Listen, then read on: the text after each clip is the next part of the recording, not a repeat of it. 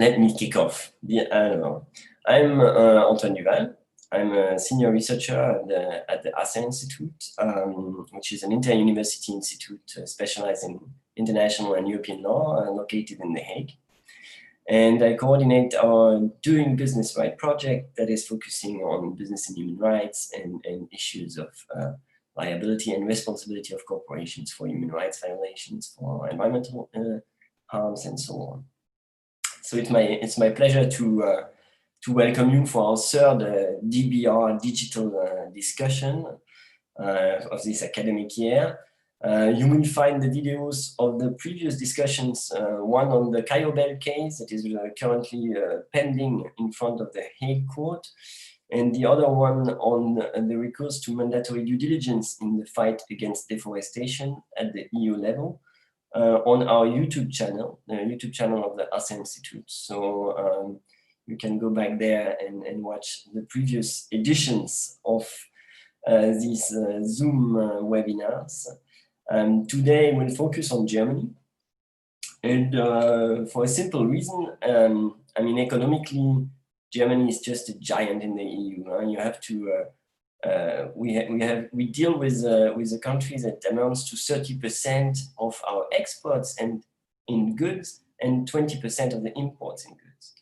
So the approach taken by Germany in dealing with business and human rights in general is clearly decisive in shaping how corporations change their behavior or not in this regard. And it's clear that if both France and Germany would have together a mandatory due diligence legislation in place, the impact would be tremendous, and the pressure to have legislation at the European level would as well be enormous and extreme. So it is important to know what's happening in Germany, and to some extent it's also quite difficult, like every country, for linguistic reasons, to sometimes really understand what's going on in Germany. And that's why we brought together this panel of experts who are all Germans, but all willing to talk to us and to explain to us in English and to translate to us maybe the stand of the business and human rights discussion in Germany. So I'm very pleased to welcome our three speakers who are both actors, observers, researchers on the BHR question for quite a long time. Cornelia Heidenreich is leading the corporate accountability team at German Watch. German Watch is an NGO created in the 90s, focusing on the impact of globalization in the global south, focusing on trade and the fairness of trade between the global north and the global south. Miriam Zagemas is a lawyer and a vice legal director at the ECCHR, where she heads the business and human rights program. And Miriam has been very active in the field in various ways. She has published quite a bit of research.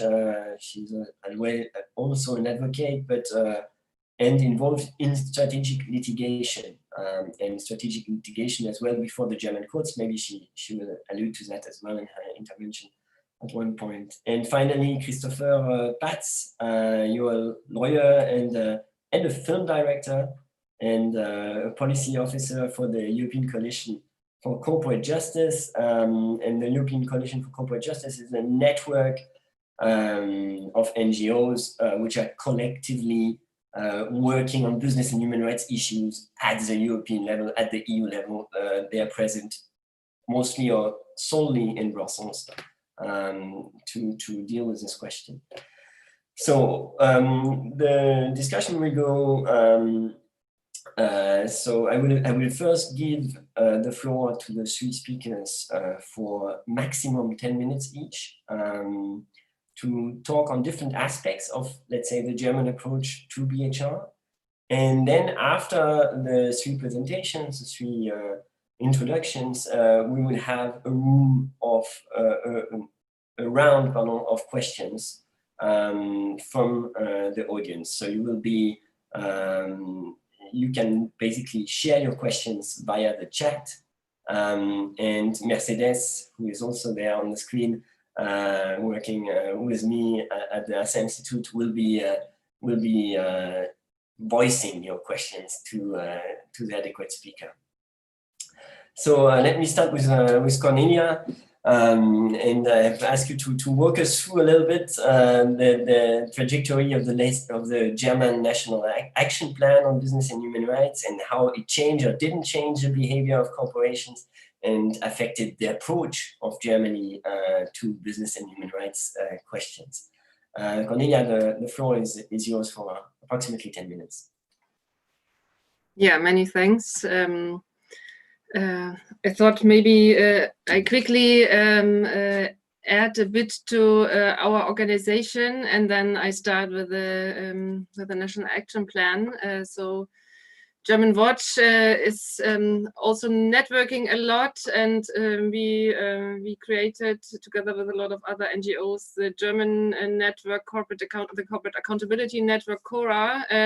And CORA is also a member of the ECCJ platform, and for a long time German Watch has been presenting CORA at the ECCJ network. So there are a lot of connections, and yeah, the work on business and human rights has been my main work for a long time. And when the UN Guiding Principles were adopted, we tried to get Germany to implement them, but this was a longer way. So I start with a historical view back, and for a few years, Germany said, first we wait for the European Union to present an action plan, and based on the European action plan, we will make a German action plan. And then with a new government starting in 2013, I think,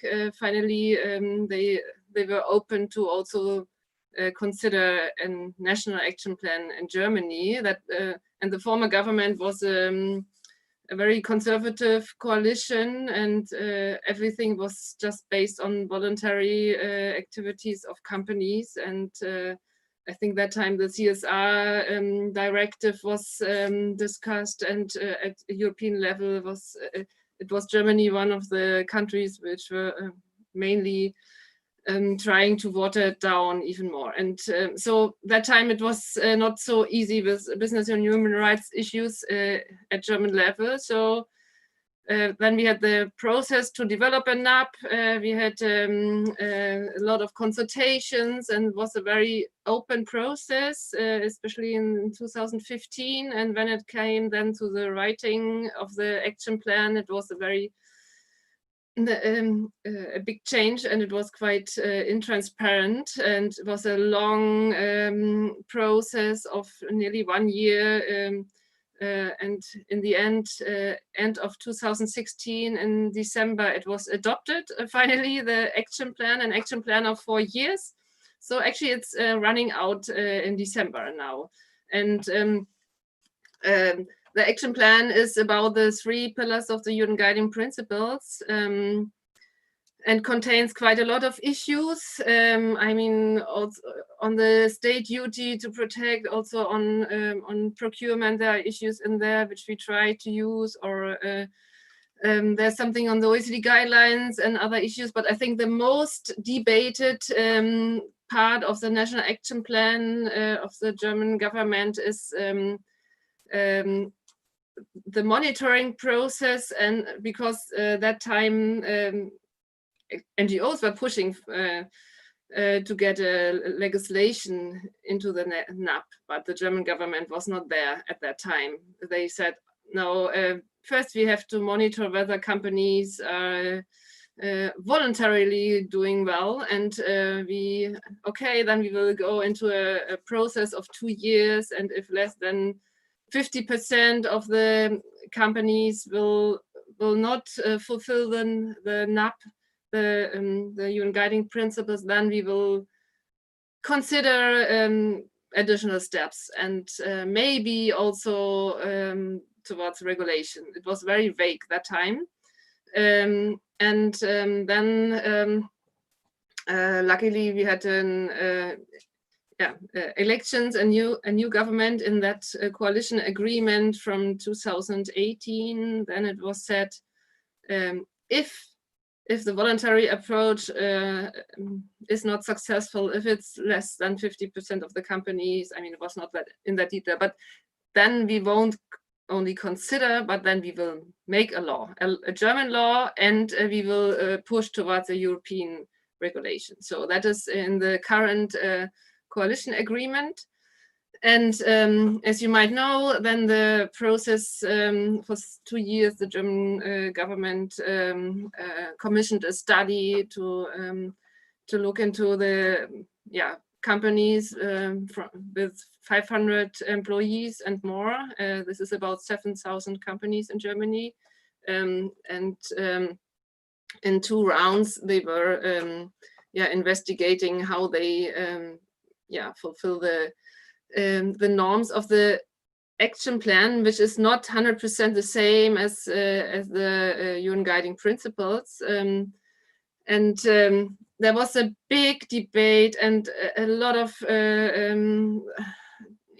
debates about the method of this investigation. And in the beginning, actually, NGOs were not so happy with having when we got the information who will do the monitoring, because that was by Ernst & Young and a consortium with other institutions. By now, I think it's very good that they did it, because this is in research or a consultancy for companies. So it's not from the it cannot be said that they are just biased towards human rights. And so if such an organization or such an institution produces this clear result, which then in the summer came out that in the second round, only 13 to 17% of the German companies with more than 500 employees fulfill the expectations of the government of this NAP, then this is really a clear result. Even if NGOs and also trade unions we have a lot of criticism about the method. We think it was watered down, but anyway, still we have this result, and it was a lot of energy that we put into the debate around this method, but I think that is now gone, and it's done, and we don't need to discuss this a lot more. But it helped to have the clear decision now. A law must come, and also Chancellor Merkel, she is referring to this national action plan and the monitoring, so a law must come now. But now then is the debate how it will look like.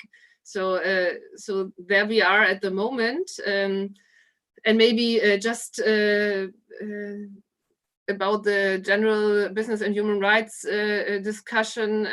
I just today was talking with someone from the government, because for a while there's a discussion how we continue with the NAP, because the NAP was, as I said, until the end of 2020, but not all of the tasks of the NAP are fulfilled yet. And otherwise, on the other hand, there's still a lot of other things to do which are not covered by the NAP yet. So there's a process going on how to continue that. And I forgot one thing to what is also included, what was included in the NAP, and which was also quite this covered quite some of the activities, is the support of companies to fulfill the UN guiding principles. So to explain them what does it mean, UN guiding principles, and to have workshops for companies, and a process for sectoral multi-stakeholder dialogues. That as a basis of this, the German government commissioned another study, which are the risk sectors. I think they were also looking at what was produced in the Netherlands a few years before. Yeah, it's so there's a list of sectors, but I think they also noticed that first there was also the aim maybe of 10 dialogues, but I think they also see that this is quite challenging to have profound dialogue. So there's one with the automotive sector since about 1 year. And I mean, that is also one of the big sectors of the German economy. So I think it's quite worthwhile. And that there are talks now to start a dialogue with what is this in English? Maschinen- und Anlagenbau. So just machines and I don't know how you call this, but also big traditional part of German economy. So, but this is also in the first steps, only in the first steps. And but yeah, this is maybe interesting because also when it comes to the discussion of how a law should look like, this is one element that is discussed. So maybe Miriam will take this up in her presentation. So maybe that is just to illustrate where we are in this topic in general, and I'm happy later on to answer any questions. But I think maybe the more interesting debates for you is what Miriam and also Christopher will now present about the current political process. Thank you. I do think actually that the process to get to the current political process matters as well. And I do think that it's interesting how the German NAP was structured and how that monitoring had also important consequences on the public debate and maybe on the ability or the position of the discussion right now around the Lieferkettengesetz in the public discourse can also be connected, I think, to that prior process with the NAP and to the way the NAP came together. So I do think there is really a crucial point here. But the link is clearly made with now the second step, which is the discussion of the legislation and what type of legislation. And if I understand well the situation, there is a very potent struggle going on right now, political struggle around the form that legislation will take. And Miriam, I think you're pretty well placed to walk us through that struggle and the different drafts that are being discussed, the different positions that are being taken in that discussion. Yes, thank you. Well, probably also a bit on background and connections. So also obviously German Watch is one of the organizations that is majorly involved in the campaign for a supply chain law in Germany.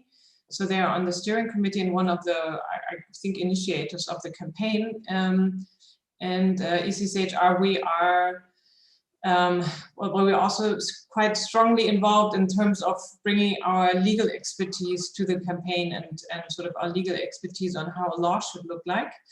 And it's quite funny because I think also with Cornelia and others, we've been thinking that, you know, we've had conferences on this topic, I think for the last 10 years at least.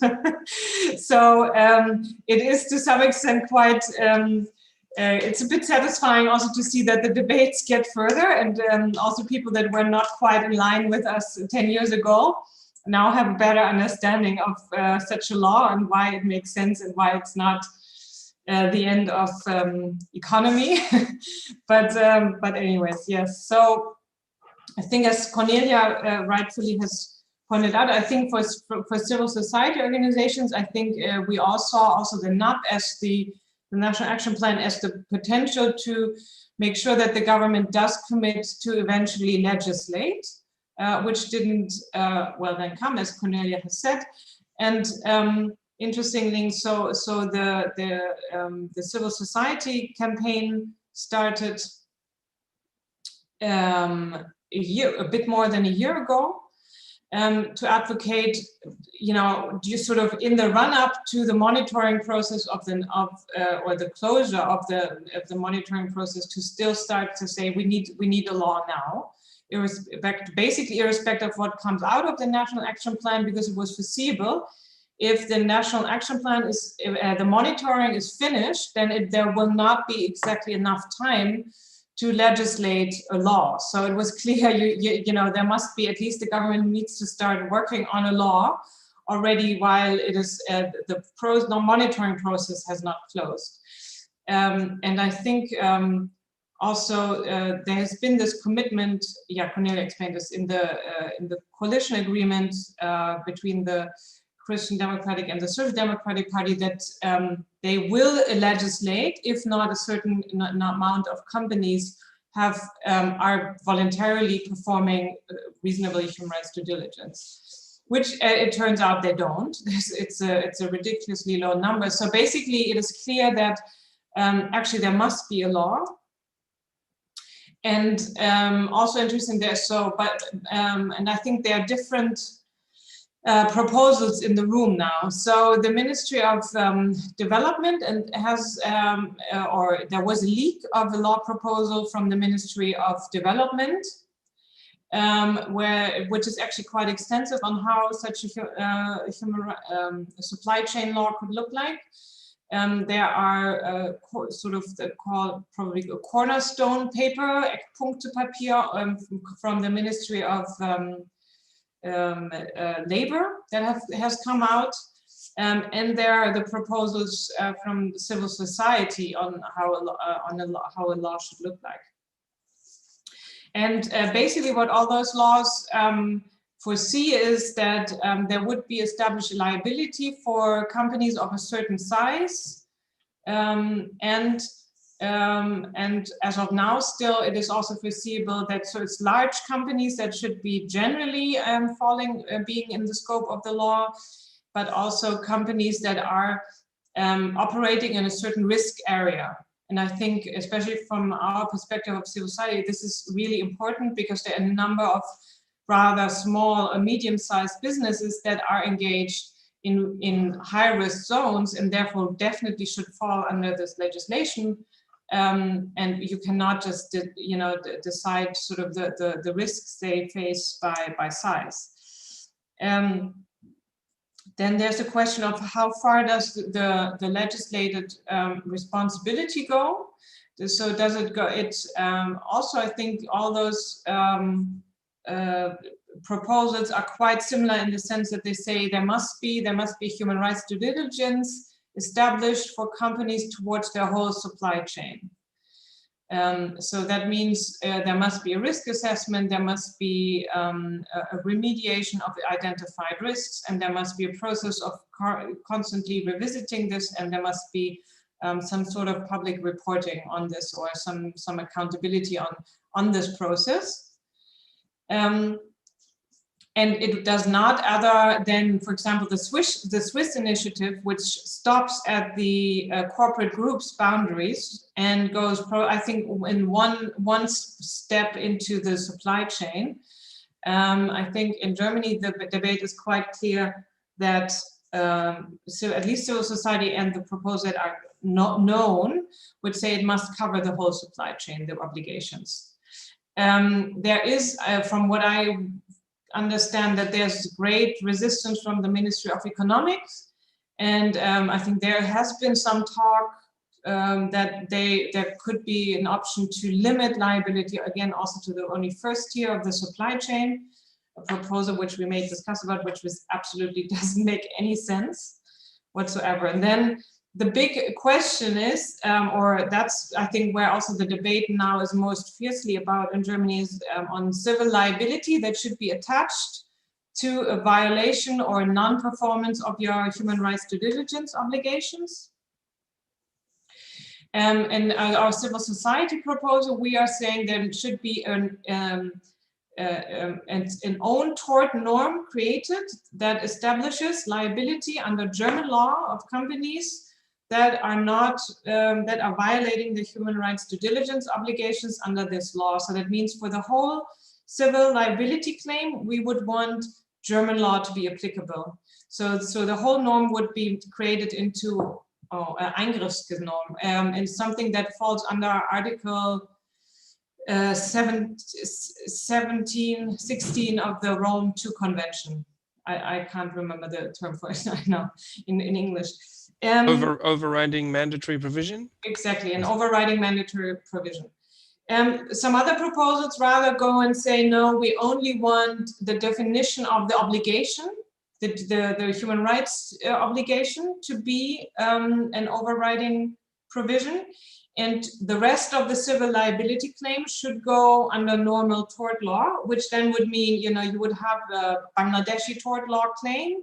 And by the question of, has there been a violation of a duty, you then would apply the German norm, but otherwise everything else would stay. That's more, I think, the Ministry of Development proposal. Then there's a question of, should there be, or I guess we're also proposing there should be also administrative sanctions. So, you know, if there's not sufficient, if the reporting about your human rights due diligence process is not sufficient, or if there's indication that the human rights due diligence, there is a violation of human rights due diligence obligations in themselves, there should be also a government body, an administrative body that can sanction this behavior. The Ministry of Development proposal suggests even criminal liability, especially penalizing the corporate managers for not implementing human rights due diligence obligations. Okay, I think I'm running out of time, but just very quickly. So big discussion also is, should there be a safe harbor provision? So should it be possible? I think that was one of the ideas which we as civil society see quite critically. Is should there be the opportunity for companies to say, to show that they are part of some of a industry standard that they are adhering to, and if they are part of this industry standard and applying this standard onto their operations, that would mean that they are in principle exempted from civil liability unless there has been direct fault or gross negligence. The problem is, what we see as of now is that there is not such a standard. It doesn't exist. We don't think that multi-stakeholder initiatives could serve at this as they are set up right now. So we see that this is also a potential pitfall to avoid liability. Yeah, and obviously there's discussion about where to put the burden of proof. You know, we are suggesting that the burden of proof should be shifted, or at least the assumption, there should be an assumption of a violation, and then sort of which then the company would need to show that they have done sufficient human rights due diligence. Yeah, but at least so that at least the burden of proof must be eased for people who are harmed by corporate behavior. I think I leave it with this. I don't know, maybe Cornelia, because she's at least an expert as I am on all those topics. Maybe she has something to add. Cornelia, do you want to add something? Yeah, maybe two things. The first one, I'm not sure. Did you say something about the size of the company, the amount? Okay, of employees? That I think is a big debate, and so if it's 500 employees or 5,000 like in France, so that is what the Ministry of Economy is asking for. So that is also still not solved, and there has been also quite some discussion around environmental aspects to include them directly into the law. Yeah, at least in the cornerstones of the two ministries, this is only covered as part of human rights violations if they are connected to environmental issues. And yeah, but we, and especially the environmental NGOs, are pushing for a separate environmental due diligence. So this is also still debated. Yeah, otherwise, many thanks for your presentation, Miriam. Thank you. Thank you, Miriam. And I think all those questions, for those that follow the discussion at the European level, they will all sound so familiar because we are having basically the same debates, the same questions that are raised in the discussions around an EU legislation that would mandate human rights and environmental due diligence on the scope, on the burden of proof, and so on. So it's interesting how interlinked the discussions will be. And one question, and the last question for our last speaker, is really how the role of, let's say, the German government, but as well German MEPs in the current discussions at the EU level in pushing forward or backward on a mandatory due diligence directive. And that's for you, Chris. Thanks, Antoine. Maybe just a first note on the ECCJ, the European Coalition for Corporate Justice. We have around about 450 members across Europe, the Union, as well as the UK and Switzerland, all more or less working for the same thing, which is robust supply chain, human rights and environmental due diligence legislations. And of course, it makes sense to join these calls in Brussels vis-a-vis the European Commission, Parliament and Council. And as probably most people on this call would know, that call was heard earlier this year in April, to our surprise, just after the pandemic. And in fact, we think that the pandemic had quite a bit to do with the affirmation, the affirmative call of the European Commissioner for Justice, Mr. Reinders, to say, we're going to do this now. And a big part of that was the alignment of two different definitions of sustainability. Sustainability in the sense of, are our value chains really going to hold up in crisis economic situations? Do we need companies to be doing proper due diligence to the extent that they're engaging in in-depth relationships, supportive relationships with their suppliers, which involves human rights and labor and environmental protection, but also there are economic security and benefit arguments there. So as Antoine mentioned, we have the same discussions at the different levels. So I'll try not to just rehash what Miriam has said point by point at the EU level, but focus a bit more politically on what's been happening and where we are at this point.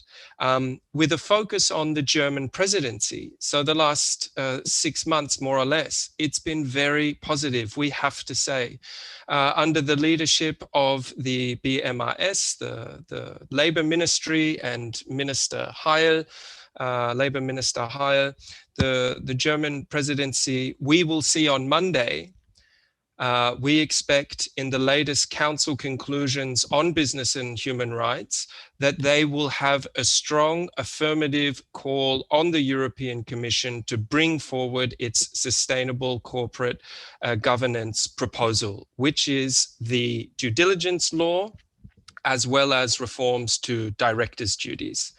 We're very confident that will be the call made on Monday, which would be a big milestone in terms of the council movement on this, a very strong political signal. Another thing which we expect to see in those conclusions on Monday is also affirmative and supportive wording to support the work of the EU Fundamental Rights Agency, who for the last years has been calling for significant improvements to access to remedy in particular. And I'm sharing those fantastic reports in the chat, a recent edition of which just came out some months ago. So the council text saying to the Commission, look at these reports, you've done nothing on them, we expect you to start moving. And within those reports, we see all sorts of fantastic things like reversal of burden of proof or class actions or procedural mechanisms, as well as substantive, to reduce some of these barriers to justice which are facing victims. And if there's any doubt about the need for those reductions in barriers, I'm just sharing another report from the European Parliament's Human Rights Committee here, or they seem to all mix together. but which provides a summary of the 40-odd transnational cases brought against EU companies in EU member state courts over the last 20 years, and the fact that roughly about 5% of those have succeeded. So we see consistently that victims are left to pay for their own remediation. So that's very positive on the council side of things. Going to the European Parliament, things are also getting quite interesting. We have, of course, in the Legal Affairs Committee, the due diligence legislative report that they are writing. So this is now the Parliament's call on the Commission, what they want to see in this legislation. And so far, we've had 3 sister committees who give opinions on this report, offer very positive opinions so far. One opinion from the Human Rights Committee says very clearly that they want to see civil liability for harm caused by controlled entities in that legislation. Fantastic. In the opinion of the Development Committee, they also say with less detail, we want to see civil liability in that law because access to remedy for victims is an essential part of any due diligence law. This is fantastic news. Whether or not the politicians in the Legal Affairs Committee listen to these other committees is something we will see by the end of the year once they vote. Which brings us perhaps to our first MEP, German MEP, Mr. Axel Vos, who heads the negotiating team for the European People's Party on this file in the Legal Affairs Committee. What Mr. Vos has said publicly, very much in line with the Minister for Economics in the German federal government, is that they will not support civil liability beyond the company, beyond what has been occasioned by the company itself. So ruling out, in effect, any possibility of extending civil liability along the value chain, anything analogous to what we are seeing in UK jurisprudence, for instance, or what has been legislated in France, what we can confidently say is an emerging international norm on liability. So a very regressive and unfortunate position there. But looking to the other committees, and in particular, I would like to focus on the intercommittee or the trade committee, we see some very positive developments.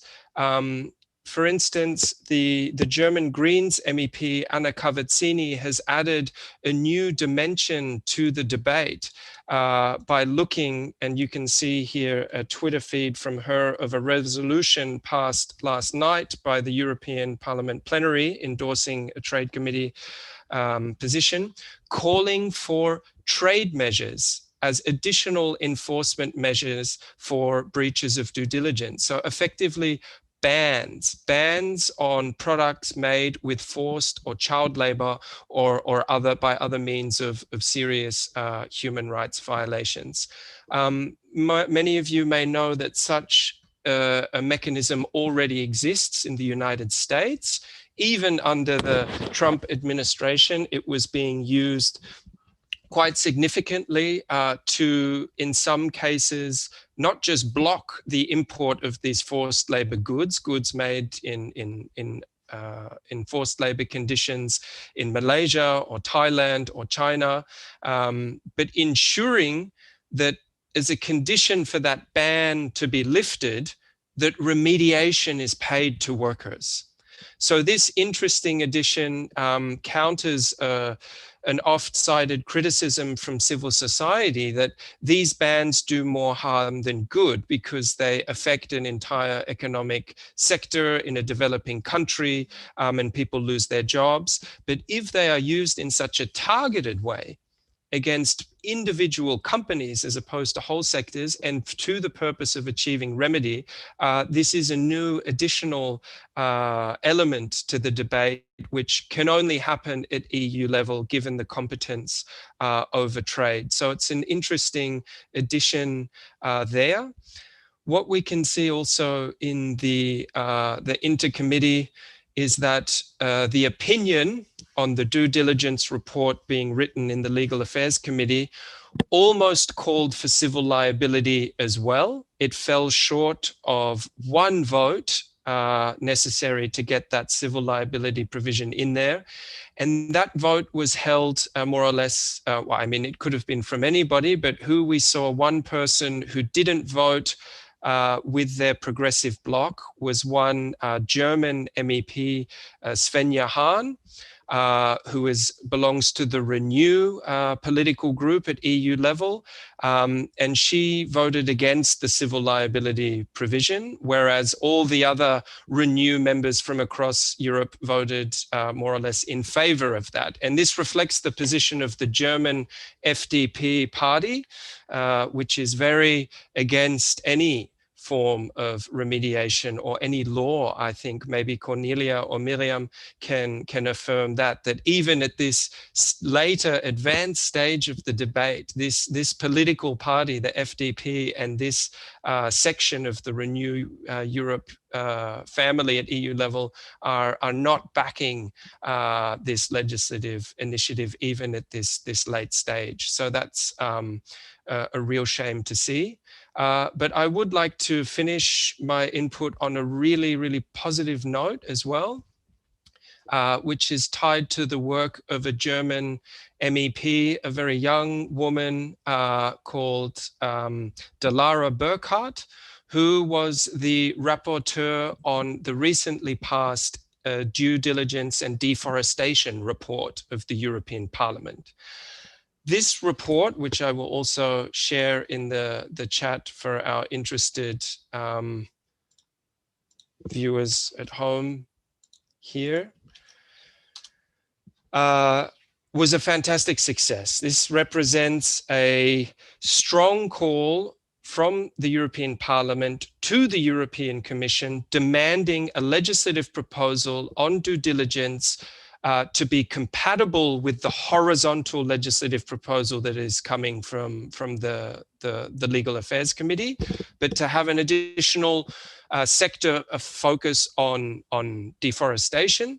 And you will notice that in this report, there is incredibly strong wording on civil liability to the effect that companies shall be liable for harm occasioned by companies which they control, or harm which is even connected to products which they put on the market. There is a presumption of control effectively, so prima facie evidence, and then the onus or the burden is on the company to disprove the control, which is of course completely logical, because who knows better their relationship or has the evidence of their relationship with another company than the company itself. I mean, to put this burden on victims is, of course, the reason that we have such a justice deficit at the moment. These procedural elements and evidentiary elements are something which we hope the Legal Affairs Committee will indeed adopt itself in the passage of its legislative report at the end of the year. And perhaps a final note from the last German in Brussels, Ms. van der Leyen, has said in a letter to MEPs calling for EU engagement on the UN Treaty on Business and Human Rights, a quite ambiguous response, but she did say there is one significant sentence in her letter which says that you can guarantee, or words to these effect, guarantee that due diligence will be a part of the European economic recovery. So I think that's more or less the main German political input on these respective files, and I might leave it there. Thank you, Chris. I find it fascinating to see that we see crucial players in this discussion from Germany on really both sides, and key MEPs that are really pushing very hard, coming mostly from the Green Party and the Socialist Party, on one side, and then key MEPs from the center right that are holding the brakes on the other side in the parliament, and you see how influential as well Germany is in the European Union, obviously right now because of the constant presidency, but also because of the influence of its MEPs. And that makes, again, the position of Germany internally extremely important as well at the European level. And those are really interrelated. In terms of the solutions that will be adopted as well to the number of issues that we've been discussing. Before taking the questions, I just wanted to mention, and before Mercedes will take over basically, I just wanted to mention as well that Mercedes has published 2 blogs on the backgrounds, on the German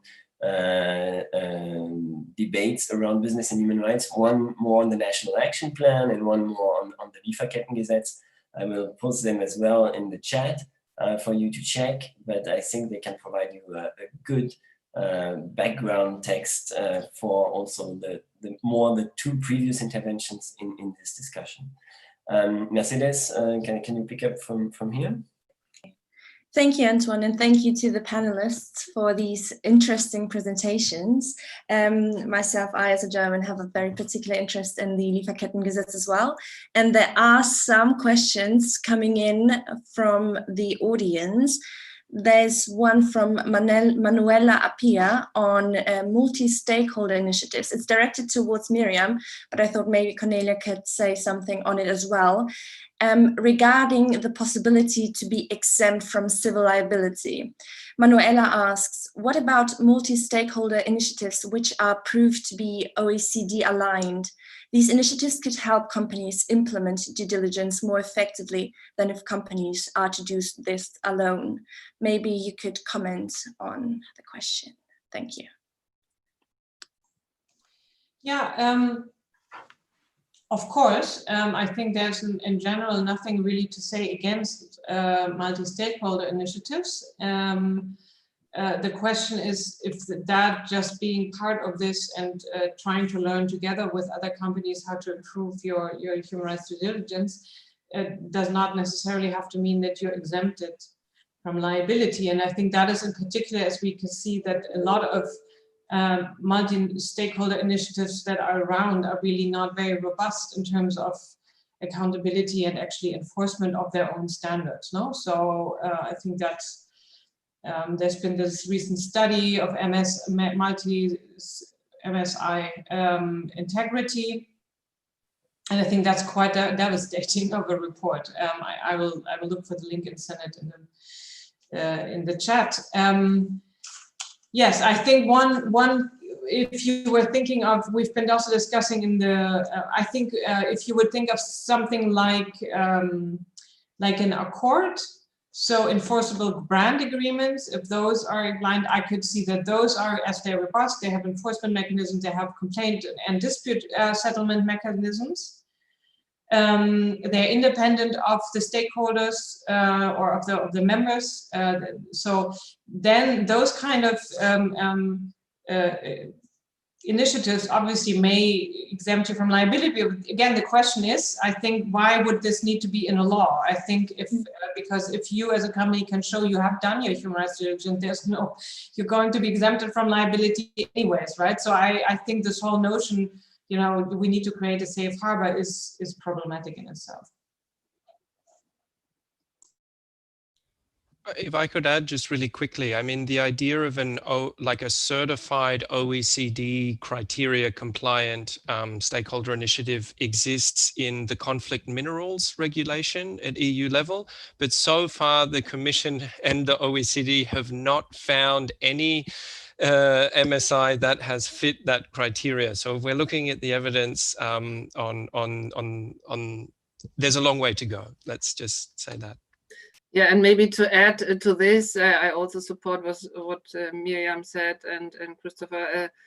I think in the case of the, I would say, most elaborated initiative that we have in Germany, the on textiles, they made this kind of OECD alignment, and I think it was still very clear that they are not there yet. So, as we said, so far we don't see any existing multi-stakeholder initiative, and then still, I think in certain cases you would need to look at the specific situation and not generally say, oh, you're out.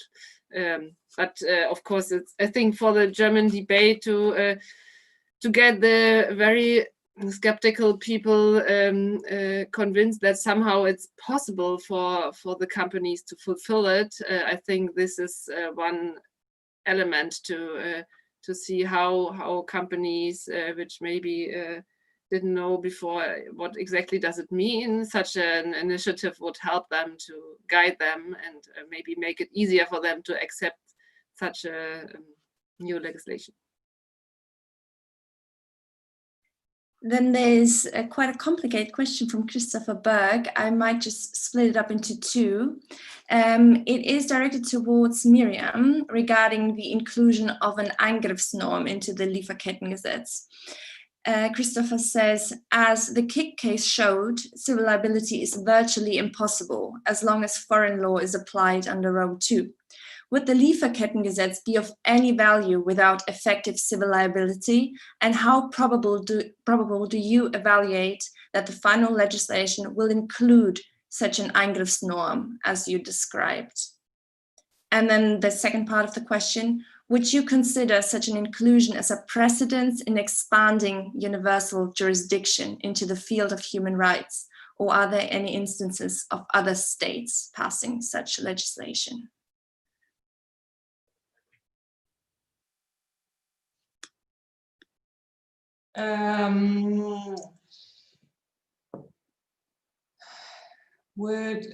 No, I think a Lieferketten, well, so in general, I think any kind of supply chain law, if it does not explicitly attach civil liability, I could see that potentially, you know, as smart lawyers always find a way to say, well, you know, but, you know, you should sort of, court should take this into account. And, you know, when defining the duties of care of companies, you would also need to look at the relevant legislation of their home country. So I could see a way that you could sort of try to apply it. Now, after the debate in Germany, if it's not in, it's from this legislative history, you will have to say it was the will of the legislator to keep civil liability out. So that would mean there is no enforcement through civil liability of this law, unless it is at least in the reasoning mentioned that this is an option in the reasoning and the explanation of the law. No, so because the debate is so heated, and it's basically, from what I understand, this is what the opposition comes from primarily. So, and if it's not in, then it's not in. And then, yes, and then the question is, then we have a law, and then, but who's going to enforce it, and how is it going to be enforced? So yes, I think there is a real danger that Lieferkettengesetz will become very of little value.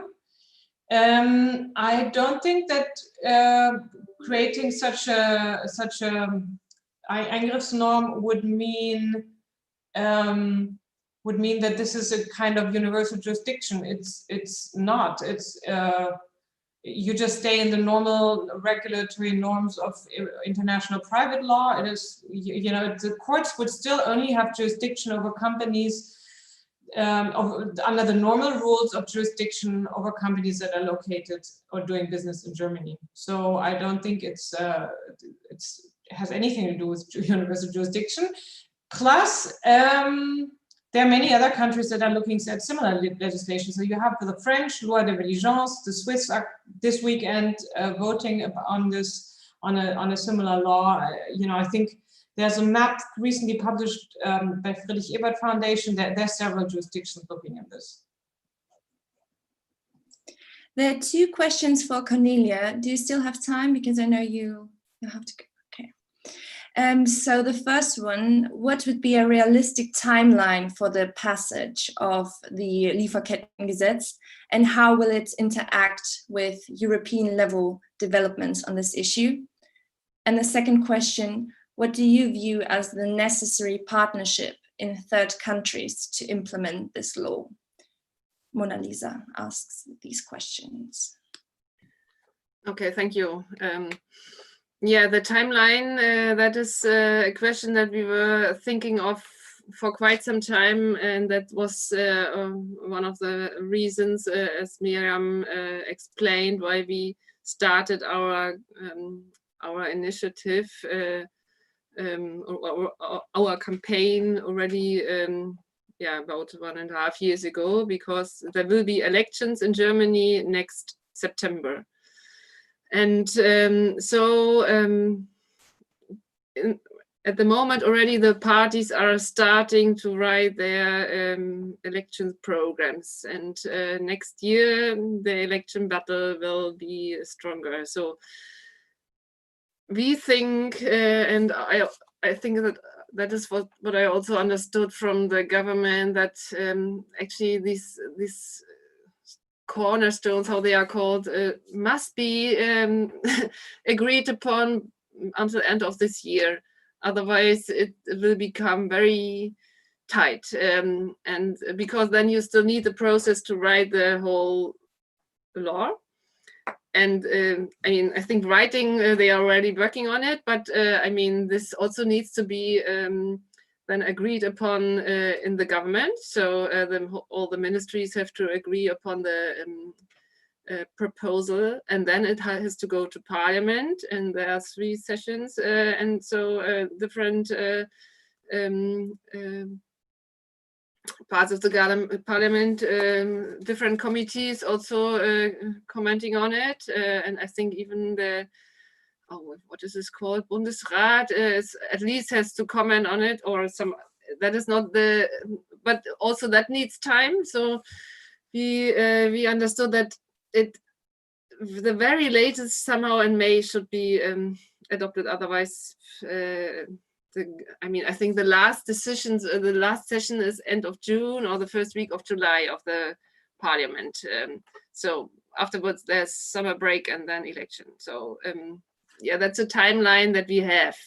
And it can be very fast sometimes if everyone wants it, like new legislation in Corona crisis and all that. So, but this is so high debated. So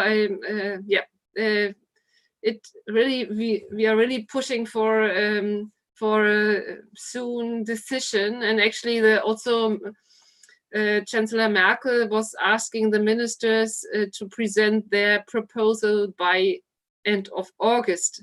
Now we have end of November, so it's 3 months later and we are still not there. So yeah, that's about the process and about the connection with the European process. I mean, as Antoine said in the beginning, it's just Germany is the largest economy, so we think also we need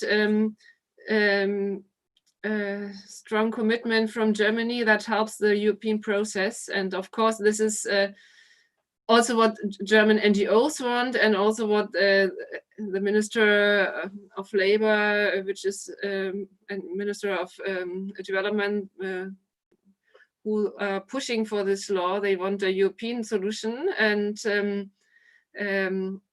having the French law and other legislations like in the Netherlands, all that I think makes the European Commission that they somehow need to really do a joint level playing field. And I mean, also Mr. Rangers is really up to present a proposal. So I think this matches very good, and but we hope that a German law can even push the European process, and that's why we are at the moment also looking at the German process to in the next step then have a joint regulation in Germany. And regarding partnerships, I think so far this is not debated a lot, but of course I hope I understand the question in the right way. Like, I mean, in the conflict minerals regulation, it's that there are also how do you call that, some side messages, some connected activities. So I think the development programs of the European Commission and the individual countries really should help the on the ground in all over the world where German where all European companies are involved, that they really implement human rights standards. So because it's of course difficult if only the companies themselves try to do that, but I think it's helpful from both sides. But at the moment I don't have a list of measures, but so far I think it's not discussed a lot. We are still in the fight how the law should look like and when does it come, but I would be happy more to get to the discussion how then to implement it, but unfortunately we are not there yet. Thank you. We have a question from Daniela regarding the link between the supply chain regulation and the German sports sector. The question is, to what extent is the sports sector part of these developments in Germany, in light of the fact that Germany is hosting the Euro 2024 and the fact that the DFB, German Football Association, recently committed itself to human rights and is developing a human rights strategy? Maybe someone can comment on that. Yeah. I mean, I don't know if I would say, Miriam, it depends on the amount of employees of these. I mean, these are also somehow business sector, but I don't know how this is counted and not exactly sure. No, I think, well, the problem is that they are all, I think that's at least the problem with the FIFA. I know that they are all non-profit organizations, although they make a lot of profit. So, you know, so this, in that regard, I'm not quite sure. Only some football clubs, I think, are actually in listed corporations, but generally a lot of them are non-profit, and therefore you won't fall under the Lieferkettengesetz. So that's a good question. I mean, whether this is because, for example, FIFA has much more than 500 employees. So if the threshold is only employees and it's not dependent on the corporate form, it's not a problem.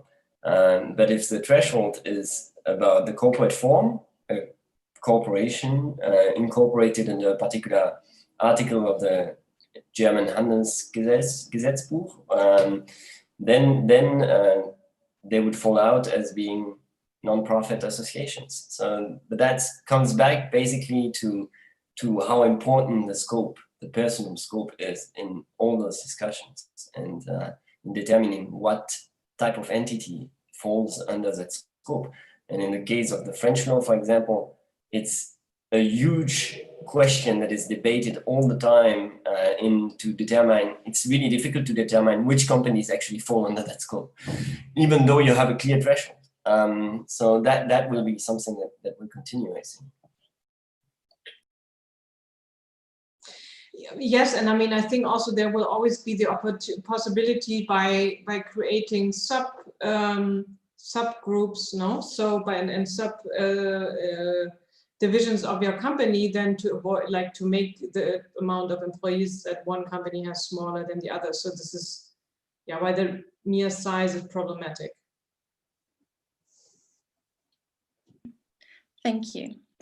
And then there's another question from Juho Saloranta regarding the use of non-judicial remedies, corporate grievance mechanisms.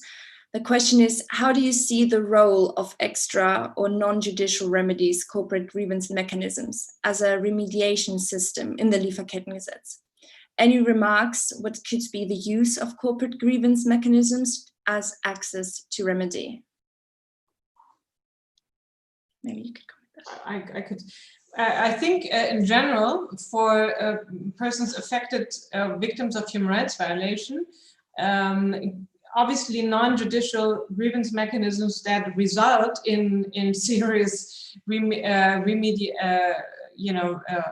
compensation or remediation of the harm are preferable, because lawsuits are really long, difficult, costly, and so on. The problem is, I think that in the absence of any sanctions and the risk of being either sued and civilly or criminal sanctions, the incentive for companies to engage in any of this in a meaningful way and to commit to any kind of remediation that it means something is very low. So I think that's what we see again and again also with the OECD complaint mechanisms. It's of course the threshold of bringing an OECD complaint is much easier, and it's a much better procedure. But companies can always say no, thank you, I'm not interested.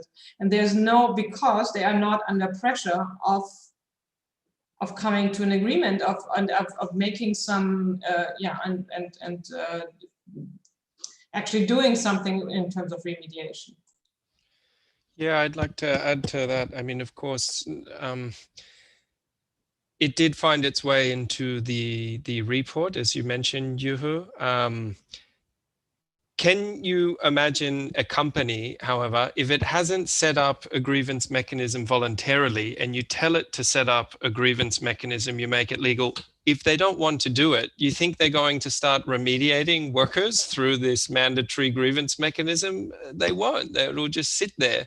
So without some rules on how it should function or oversight, or we would argue, and we do argue, without civil liability, of course, then these alternative dispute mechanisms will not work. And there is a portion of civil society who believe these things to be dangerous in the absence of civil liability, that it's really shifting the political attention to a self-regulatory model without looking at the legal rights. So there is far from consensus about the benefits of that.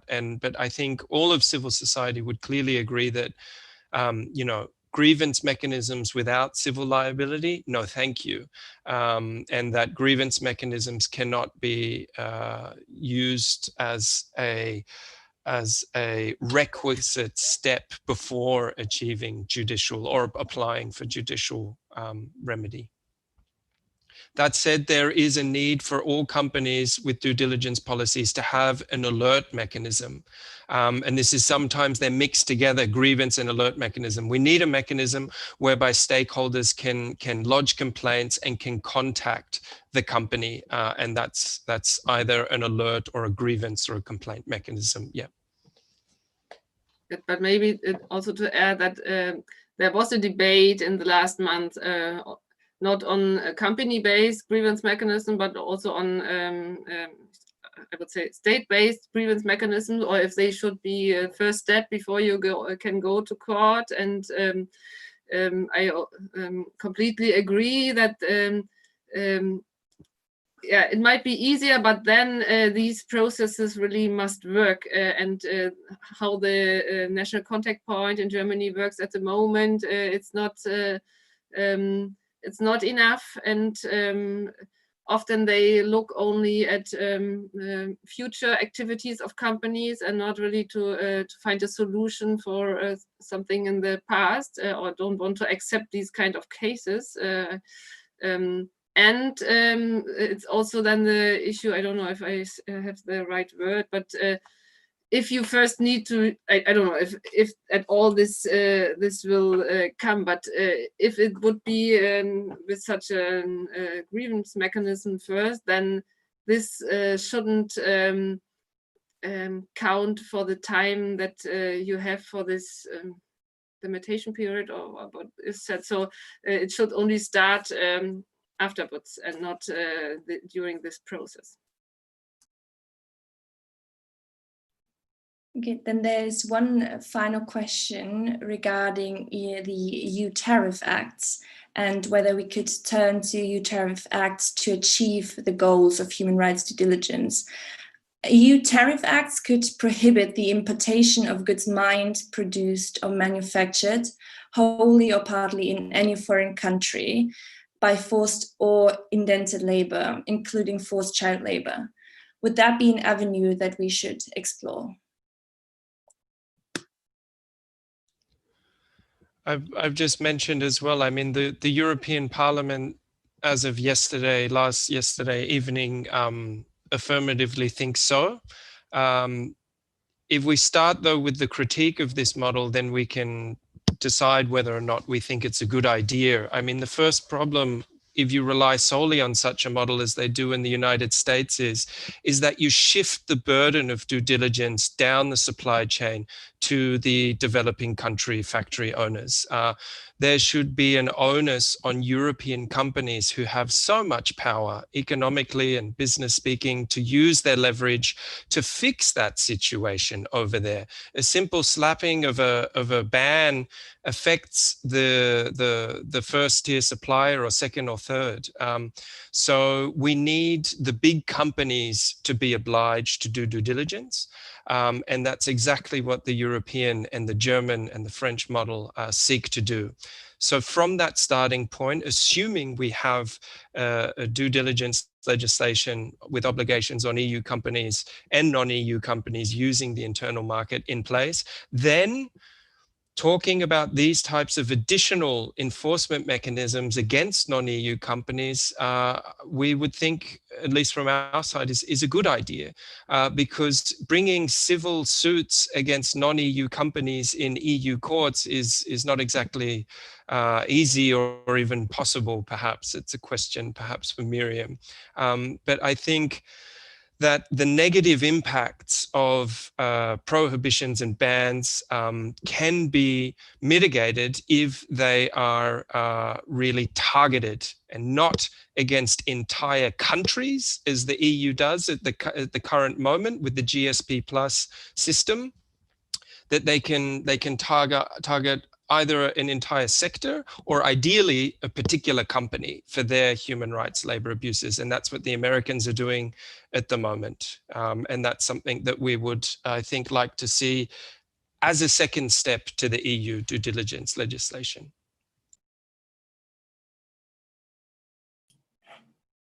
Well, I think yes, we have been going through all the questions. I want to thank our three speakers very much for their insights. This has been, I think, a really interesting panel. We've touched on many issues, and I think we have really put the finger on a variety of questions which will stay at the forefront in the months and probably years to come, both in Germany and the EU, and as well on the importance of politics and political mobilization in changing the legal reality in which we operate. And that I think it's always important to connect both politics and law as they are intimately related. Well, thank you so much to all of you, and I wish you all a great weekend, and I hope to see some of you back in our next edition of the Zoom webinars. Have a good evening. Bye-bye. Thank you. Thanks a lot. Take care, everyone. Bye. Bye.